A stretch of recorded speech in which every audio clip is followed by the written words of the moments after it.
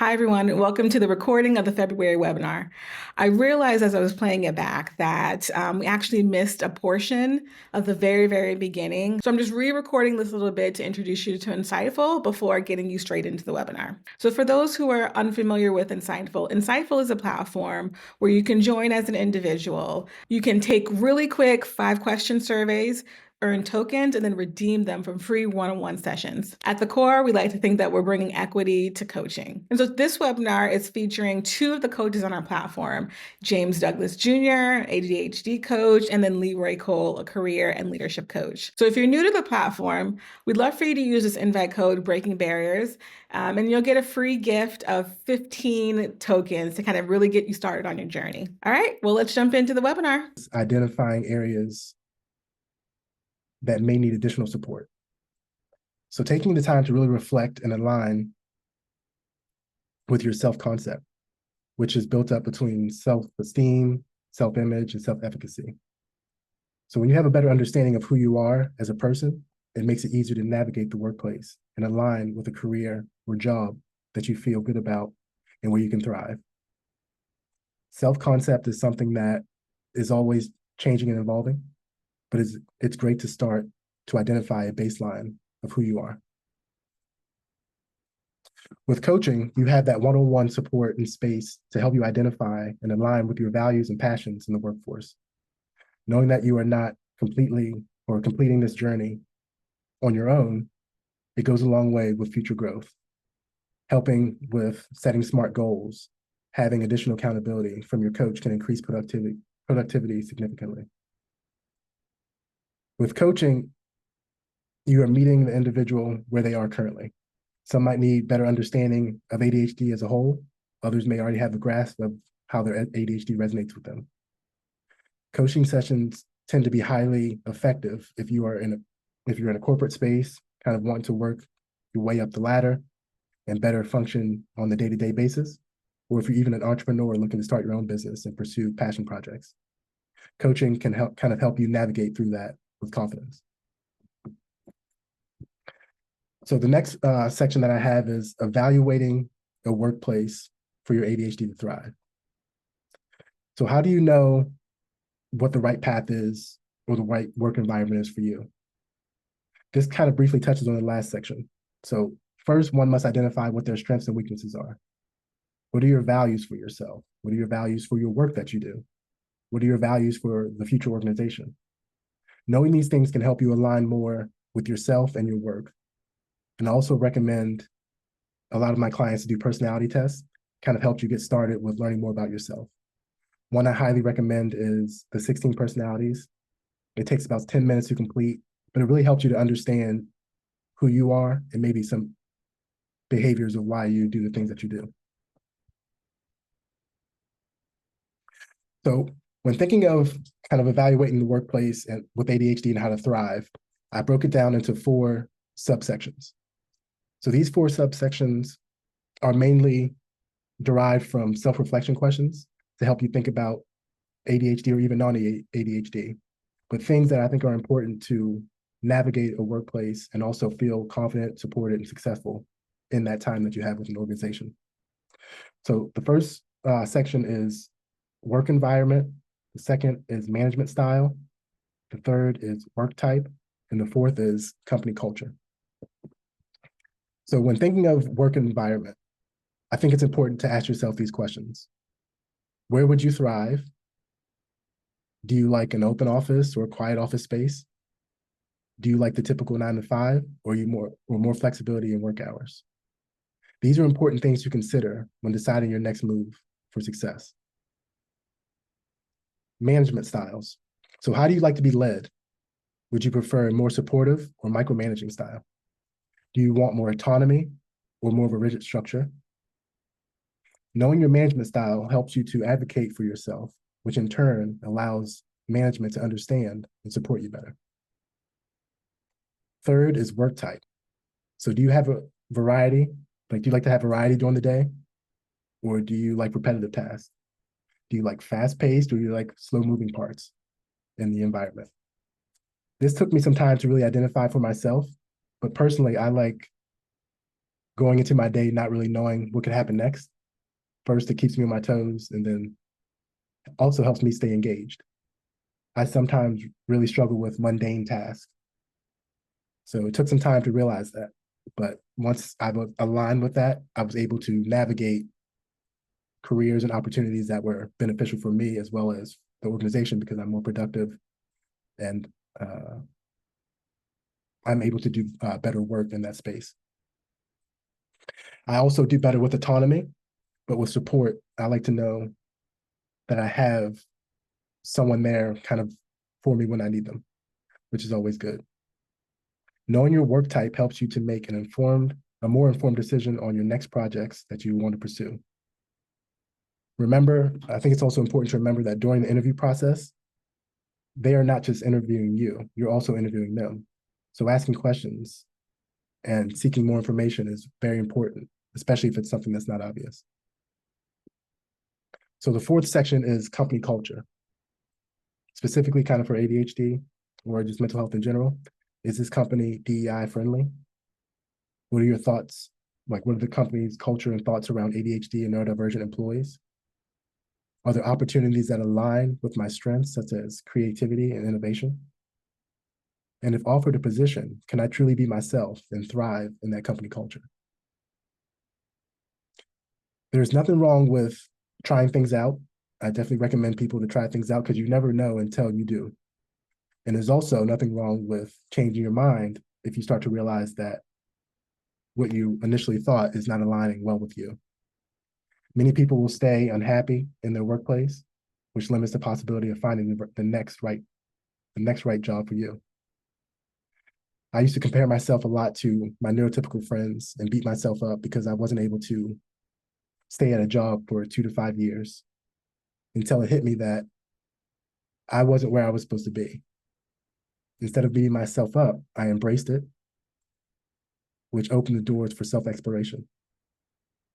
When I found the right fit for me, along came happiness and the longevity that I was looking for.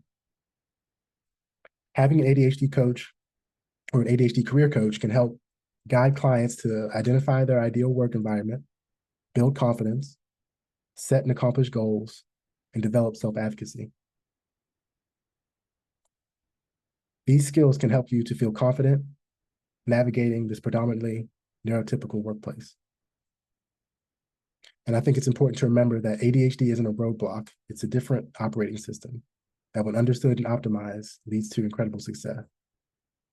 Strengthening this self-awareness in itself is an amazing superpower.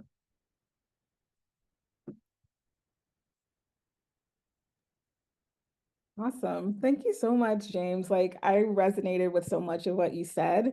Um, Even the part about, like, one of my first coaches, she helped me define what my personal values were and then how to apply that to a company and figuring out, like, can I actually not just like do well there, but can I thrive in that environment or not? And that was a complete game changer for me. Like, when you mentioned an interview process, you're interviewing them just as much as they're interviewing you. Like, yeah, 10 out of 10 would recommend take advantage of that. All right, before we move over to LeRoy, just want to remind everyone, I'm seeing a lot of folks with their bingo cards. Some are really, really close to getting a bingo. So I'm rooting for you. Their link is in the chat. If you're having any trouble, just DM me, let me know. I'm happy to help.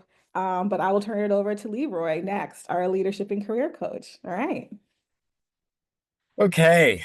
Hello. I First of all, I'm happy to be here. I think I'm a little bit in the spirit of authenticity, I'm a little bit nervous. Also, we'll see if I speak in enough buzzwords or not.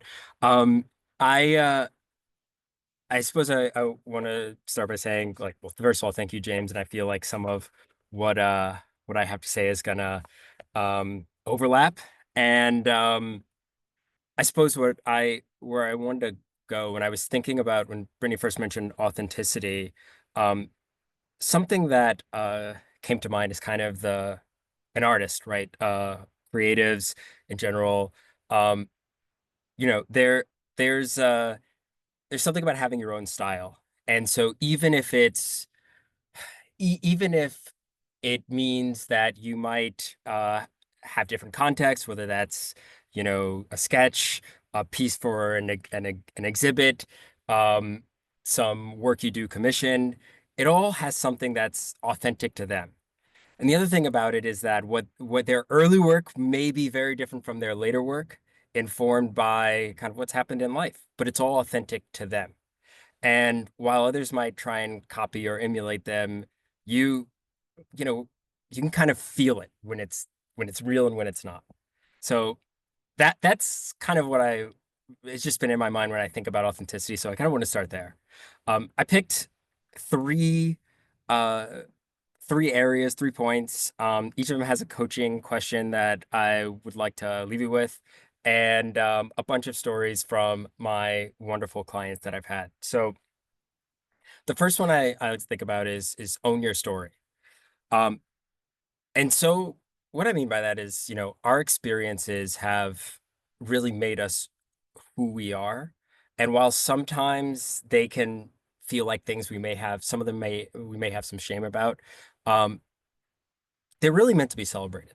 So in general, when I work with my clients, the first session I like to do is we use the resume as basically an outline, and we basically go from education all the way into present day. And it's always very interesting. I had one example, one client who, we started talking about his education, and where we ended up was, I said, okay, well, so you did this. And then I went to the first thing I said, so this was your first job. And he said, well, no, not really. And started with about, um, 8 years worth of stuff before that. And a lot of it was in a lot of different categories. Um, it had, but everything had was a building block in the foundation of who he is and the kind of work that he wanted to do next.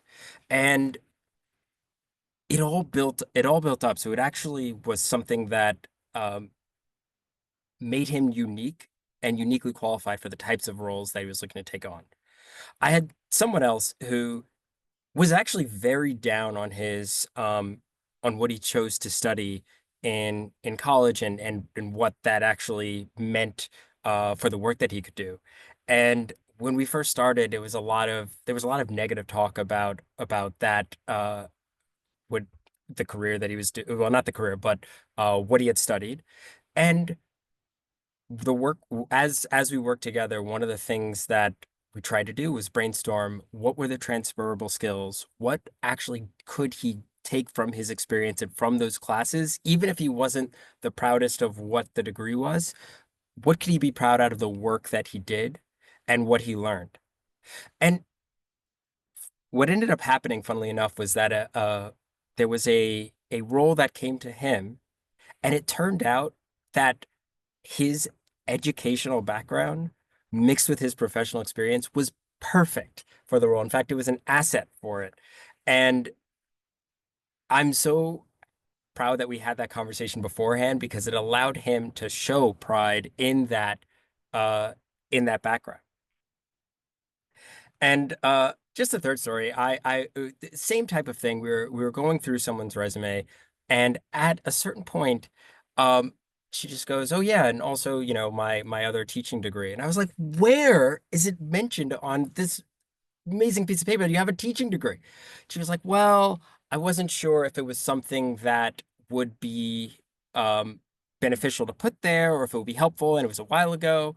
And it was just being very concerned about what someone else might see in your story kept her from sharing that story and owning that story.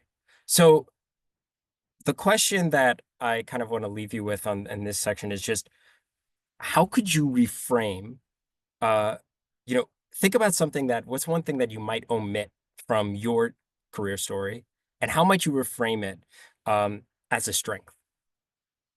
So to give you a quick anecdote about me, after I lost my first job after a year and a half, someone on this call knows about that. I ended up selling steam mops, and mobile phones for a bit. And I actually wasn't the wasn't the proudest about thinking about how to incorporate that into, interviews in the corporate environment. Um, but that experience I had there ended up actually becoming a strength. I learned how to really take on no. I learned how to continue through a presentation when there were hecklers. I learned a whole lot of skills that have served me since. And it actually has become something that I'm very proud of. So the second one is similar to what James was talking about, which is uh, finding and learning your values. So what are the values that are core and unique to you? So I had a client who actually was very nervous about kind of the way that his career gone and how narrow it had become and the kind of work that he was doing. And so what we did was we took stock. He was worried about growth opportunities. So what we did was we took stock of what he valued, what he wanted out of his career, what he wanted to learn, and really how he wanted to work and live. And what we started to actually glean out were the values and what motivates him, both in work and life. And he was able to find a way to shift what he was doing in his career to more closely align to what he valued. Um, I had another client who heard a whole lot from people around her who did care about her about what she should do as her next position. Oh, you would be great at this. You'd be great at that. And she came to me saying, everyone thinks I should do this next, so I think I want to do that next. So we talked through it. And what came about was what are the types of things that actually excite her that are actually energizing to her. And it turned out that there was space and room to grow in the area that she was in, and it was more aligned to what she valued. So learn your values. I think the the coaching question I would leave you with here is, have you thought about them? And what are they? And if you don't have an exercise, I have an exercise that I send to a lot of people to look to actually go through your values. Okay, the third one is on the other side. While it is important to know your core values, things change. And in my opinion, growth is authentic. So being willing to question the values that you have, being willing to always experiment and think about, is this something I continue to agree with? I continue to be part of who I am. That's important as well. I believe that as we continue to go through life and learn more lessons and have more experiences, uh, they may shift, right? So I had one client who actually changed industries. His industry is kind of downsizing in general, and so he went to a different industry, and it actually was difficult to immediately find that same meaning and impact in the work.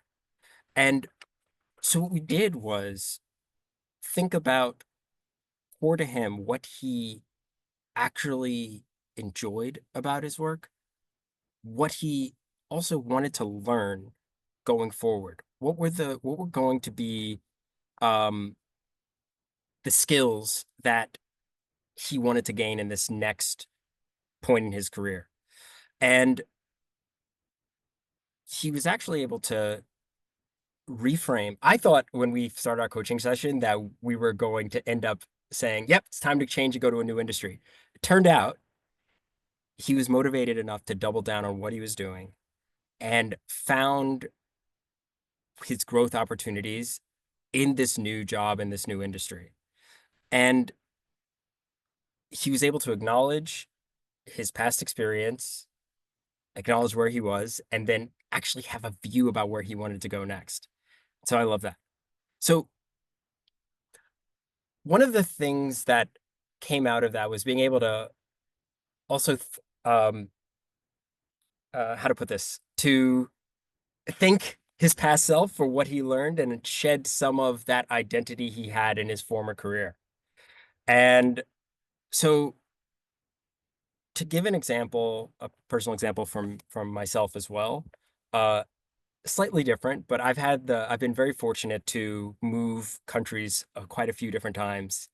And every time I have moved country, I once was I worked in Sydney, I worked in Australia, and it was sort of like I was dropped there. I knew only one other person in the country, and he was in an entirely different city in Melbourne.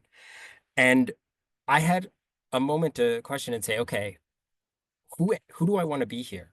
Right? What am I going to kind of shed from the narrative up till now? And uh what is continues to be core to who I am? And I've been fortunate enough to do that a couple of times in my life and career.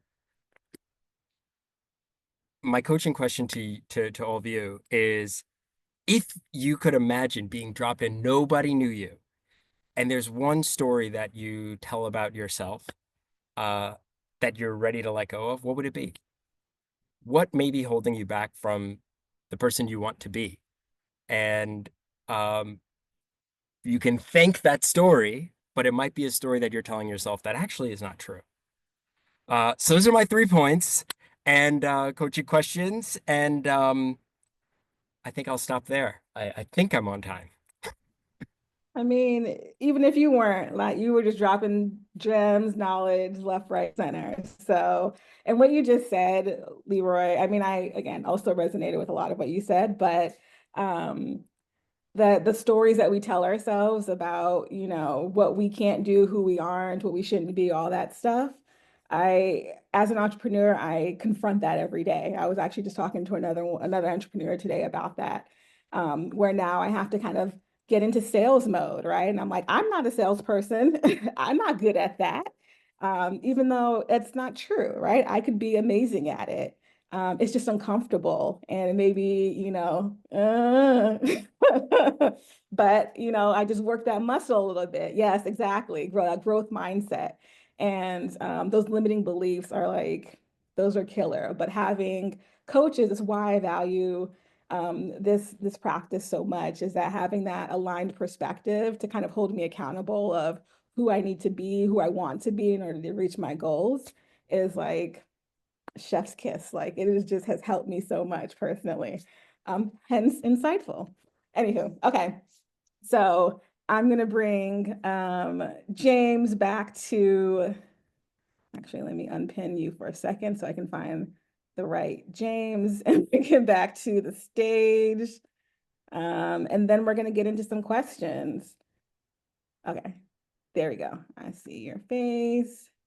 Pin you. Um, Add you. All right. And then, all right, if anyone has any questions, feel free to put them in the chat, but I have some prepared just in case. Um, so to start off, how can, and whoever wants to jump in first, feel free. How can professionals set boundaries while still being seen as a team player within their workspace?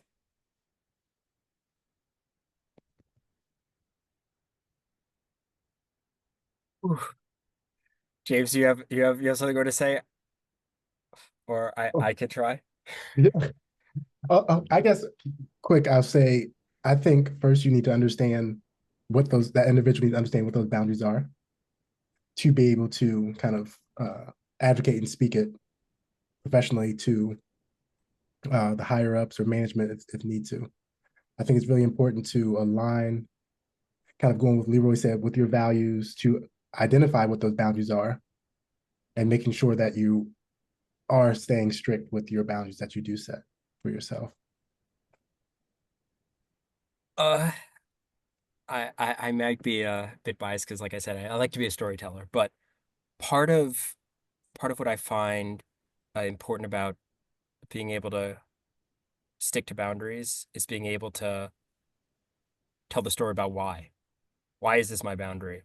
Mm. Um, and not that that's the most comfortable. And if I had a bonus point to like a number four to what I was talking about. It's that you control the telling of your story, but Mhm. being able to communicate why a certain boundary is what it is helps to fortify that boundary, but also helps you to clarify if that's actually one that is a real boundary. Um, I That's a side story. I have another story for that, but I'll save that for another time.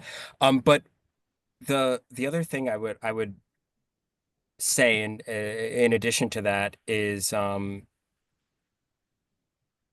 being willing to. No, I think I'll leave it there. Uh, the having a why behind that boundary. Not that you have to share everything. You control the telling, but being able to give the reasoning behind it is always helpful. Appreciate that. All right, we have our first question from the audience. What are some examples of core values that are unique to you and that you know of?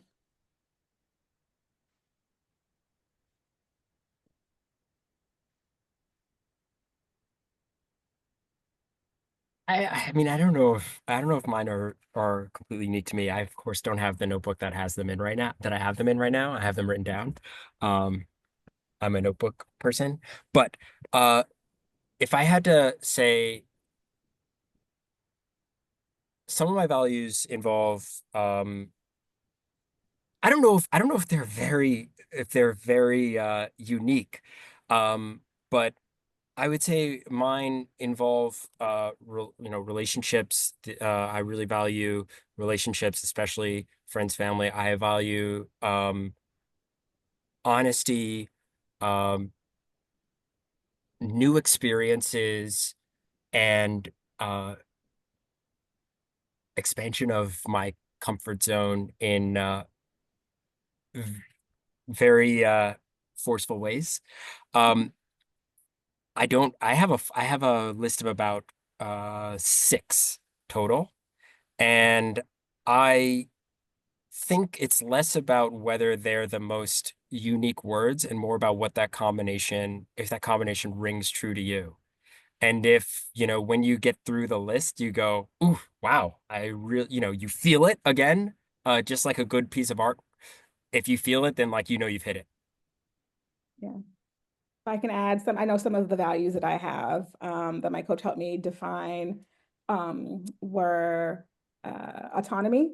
So being able to, do my job without a lot of oversight and given that trust. Transparency is also really important to me from the organization. I've been in enough toxic organizations where it's like, I need to know what's happening behind the scenes because I need to be able to actually trust the leaders there. And if you can't come forward and tell me the mistakes you made or the things that you got wrong, then maybe this isn't the place for me. Because again, I also value honesty. I am pretty blunt. That's a nice way of putting that. And then I also wanted to make sure I had a chance to be creative. Like I value that. Like that's part of the fun of doing the day job, right? Is being able to use my brain in that way. And so those are the things that are important to me. And like LeRoy said, it's to me, it was less about being unique, but just more about making it true to myself and how I wanted to spend my working hours. Yeah. Yeah, I like that. I think for me, I came up with a few. I would say support, integrity, communication. So good open communication, healthy communication, feedback. So I'm always open to not criticism, but constructive feedback, which is always something I grew up on at a young age from my dad with sports. It's like when people take the time to share things with you, it's a good thing. So kind of embracing that. And then also kind of something I've moved more towards is like a growth mindset. So really trying to try new things, knowing that if I'm not so good at something now, like if I put time into it, effort into it, then I can get better with it. So I would say those are some values that align with me. Amazing. Um, all right, we got a follow-up question. What are some practical steps to take to manage ADHD in the workplace without medication? There's a second question, but I'll wait for you to answer that one. So I think it's really important to identify kind of what the support you need in the workplace with your ADHD. There's so many, like all mental health and ADHD, it's a spectrum. So there's certain things that maybe I might struggle with in the workplace that you might not struggle with in the workplace. So I think when you're in that coaching space, you really have that time to explore and identify what are some areas of improvement. And sometimes you actually get that feedback from bosses or management. And then in that space with the coach, you're allowed to kind of really explore that and create healthy strategies that can help manage your ADHD symptoms without having to use medications. So like, for example, like say if it's like time management, we'll say, so part of an executive functioning, you might want to time block, or you might want to plan your day out before you get started. But it really depends on that individual. Some people like to have more of a structured schedule. Some people like to have a mix between structure and flexibility. So I think in that one-on-one space you have with the coach, you can really kind of hone in and dive deep on what areas, or I guess practical steps or strategies you would need based on what that symptom of ADHD that you might be experiencing in the workplace. And then the follow-up question, how to respectfully ask an employer if you can be authentic in work based on the culture. LeRoy, any thoughts?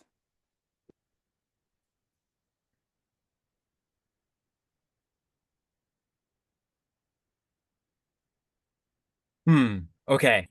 How to respectfully ask an employer if you can be authentic in work based on the culture. Um, I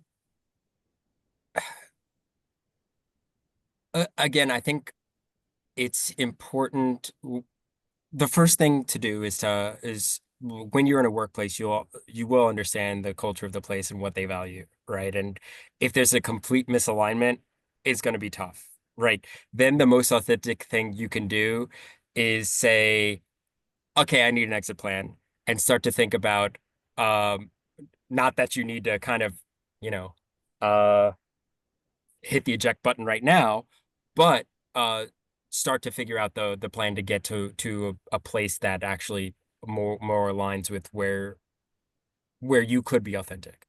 But if it's the case that there is overlap in terms of value and culture, and it's more about how do you respectfully ask for what you need, uh, again, understanding what that, you have to understand what they value, what is the language that they speak, and how might you be able to bring, I guess, bring forward your request in a way that they'll understand it. I feel like that's a little bit high level, but I hope that makes sense. I can give an example as well, but hopefully that makes sense. Like we got a thumbs up from her. Okay. James, do you have anything else to add? No, I think LeRoy hit that right on the head with that. First, it's understanding what your authentic self is, what your values are. Is the culture you're in open to this? And I think the best way, obviously, you got to just be respectful when making a request or wish, and then kind of moving from there. But like LeRoy said, if it doesn't align, then that is the time to maybe seek other things, create a plan, and maybe move forward to something that is more aligned with who you are as a person. Um, Kind of a follow-up question, slight play on the question. How do you know it's the right time to leave an organization versus like you're just feeling uncomfortable because maybe you're growing and it just feels very uncomfortable? Like what are some identifiers that people can keep an eye out for? Ooh. So, so for me, I started to realize a habit. I would not want to be there. I would, That'll do I, it. I would, an increase of taking days off. And I think that was my sign to be like, this isn't aligning with who I am, who I would, what I want to be doing. And I've become better as I've aged in being more proactive with that. So identifying it, whether I need to talk to someone about it and make a switch and see if I can.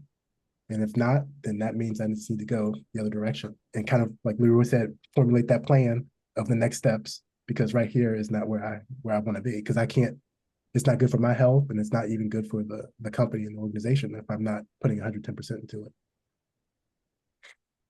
Okay. Yeah, I have a I have a saying sometimes that one or two people on this call might know, which is I just go, TTG, it's time to go. And that is when you start to, yeah, when you start to have a couple of those moments where you're like, uh, a couple you go, ooh, no, I don't like that. I don't like how that's turning out. I don't like that, how that person's being treated. I, th those are the, or when you are just, you don't feel like whether it's your work product or what else is being respected, it's time to go. Now, when you, be every time you're uncomfortable does not mean it's time to go, right? If you I love the idea, the other side of the question, which is when are you just growing? I'm doing something new and different is it's scary, but it is definitely a sign of growth. Um, for me, going into those I mentioned before, working in other countries, I would often get there, and the first thing I would do is be like, why did I decide to do this? This is ridiculous. But this is crazy. What was I thinking? But I always said there was this, I had a friend who told me this, that, if I'm feeling this kind of these butterflies, this feeling in the pit of my stomach, that is just a lot of nerves and discomfort, that's growth. And so every time I start to go into a new scenario, and it's not that I'm, I want to leave because I don't like how anyone is being, I've taken more days off, but it's more so that I just feel uncomfortable. But I know it's because this is all new, this is all scary, it's all different, it's whatever it is. I just say to myself, I kind of calm myself down, I say, this is growth, and then I just keep going. And one day it stops feeling like that. Yeah. I love it. Okay, here we got a question in the chat. DEI is under fire now. Where do you think we can go from here now in terms of finding that place where values, growth, and professional development opportunities are afforded? Great question. Yeah, I think depending on, I guess, the stage in the person's career, like if you're looking for a new position and you're in that interview process, I think these are questions that you can ask and seek support with to find out if this is the culture and company that you would want to pursue. If you're already somewhere to where this is now starting to change, I think it is also still important to kind of reach out to HR, share with them about kind of what you're feeling around the DEI, and get a better alignment of where you see it moving for this company in the future. So I know there are a lot of organizations that do provide this DEI support for their employees, as well as third parties that come in and kind of provide that support as well. So I think it's really important to seek further information about kind of what the future looks like in that space. Look, I think um, there are, let's put it this way, there are companies that were performing DEI and now they're performing not doing DEI. And so the, but that's not everywhere. And so the question is whether it's called DEI or something else, the really it's it's shown, not told, right? So whether that be the people you interview with, just understanding how, first of all, how they're asking the questions, how they're receiving your answers, um, and how they're answering the questions that you put to them, uh, already gives some indication of what, if there is inclusive behavior in the company. Talking to, I mean, the age-old thing, right? Talking to other people that might work there and understanding their experience. Um, my hope wish is that some of the, yes, the lip service may be gone, but the core values of what actually diversity, equity, inclusion mean remain with these organizations. And if they don't, then yeah, you know, it was just all an act to begin with. Yeah, and if I can add, I've definitely been in that situation where my coach helped me realize that, I had gone past the point of growing and pushing myself and trying to figure out if this is the right place, and then just realized it wasn't. And so then it was time for me to find a place that was better fit for me. Um, and I'm hoping that people do challenge themselves in that way and not just sit back and be like, well, this is going to be the same place, the same type of experience everywhere you go. I don't believe that. I think it sometimes takes a couple iterations to understand what you're looking for and how to discern what that environment is during the interview process. And like LeRoy said, chatting with folks who have been there either currently or previously. But I just personally don't like feed into the like, this is as good as it gets. So you might as well just suck it up and deal with it. Like we only live this life once as far as we know. So we might as well Yeah. make the most of it. And one of the taglines I tend to say is that like you're meant for more. And I truly believe that. So um, okay, we got one last question. So I want to make sure that we get this in. Um, oh, actually, I think I answered it, Well, unfortunately. Anyway, so the there question was was there was one about recommendations for working in an environment where collective goals are prioritized over individual contributions. beautiful. Okay, yeah, Hmm. I didn't see that, but there you go. Let's do it. Um, Great question. Uh, uh, I I think do you have for someone working? Do you have any thoughts before? I think I have a thought, but if you have anything to add first, James. No, you take this one away. Okay. Um, Look, the best way to you can you can help influence what that balance is. So it's great that it's an environment where a collective goal is prioritized, but that doesn't stop you from recognizing individuals who help make that happen. And so it's not saying that you have to completely shift it, but in order to it truly, it does take a lot of individual contributions to get there. And there is a there's a way to shift the culture a little bit to make sure that everyone does feel valued and does feel um like they have a place and like they want to work their hardest if they know that there will be recognition. And you can start that. Mhm. Yep, I agree. Yeah, so I guess it depends on, I guess, the space that you're in. So if you're the leader, you could, like Leroy said, you can establish that, you can create that culture. And if you are the one that's more part of contributing to the team and maybe not managing it or leading it, then you can always offer suggestions to leadership. And then are they open to your feedback, especially if they know that it for you individually, it could be they could help with your productivity and you're feeling supported in that space. And most likely it will do the same for the other people as well.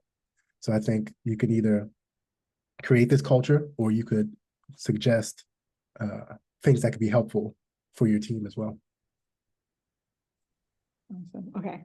This is the last question. It was DM'd to me, which is why I got so confused. Okay, so do your clients often end up taking a step back professionally to find a better fit culturally?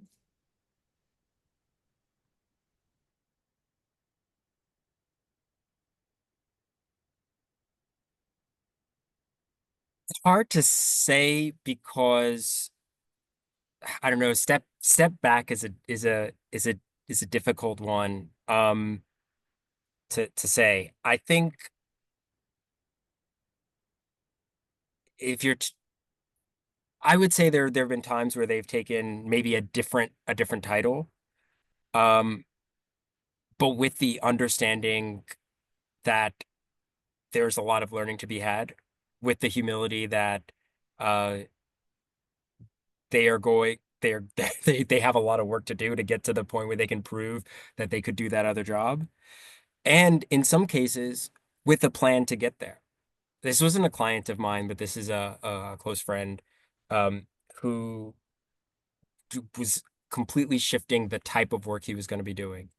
And we talked about the fact that he was going to go basically have to go almost to the entry level to get to understand the basics of how to get there. But it wasn't that that meant that he was just gonna start there and go with the main timeline. He had enough, he had a master's and he had enough experience in a lot of other areas where it wasn't that it was not going to be wasted, but this was a learning opportunity. So one of the things that meant then was that during the interview process and he was able to put together some conditions like I want a mentor. I want a timeline of how I'm going to get from this position to the one that fits my level of experience and seniority. This is part of my development, but that doesn't mean that it's going to take me 5 years to get there. Is that bingo because you like the point or because you got bingo? Uh, got some bingo. Yeah, I think I'm seeing at least one or two in here. So Well, anyway, that's my thought. I'm glad I buzzworded enough to help you. okay, all right. Any last words? We got last 5 minutes, and you don't have to. Okay, all Oh, good. I mean, the only thing is to just thank you for the Yeah. questions, for the opportunity, and honestly, even thinking about my feelings on authenticity, this was a great exercise for me to figure out how I felt about it and what was important to me and how I could uh share something in 15 minutes. So it's a great exercise for me. So thank you. Yeah, same here.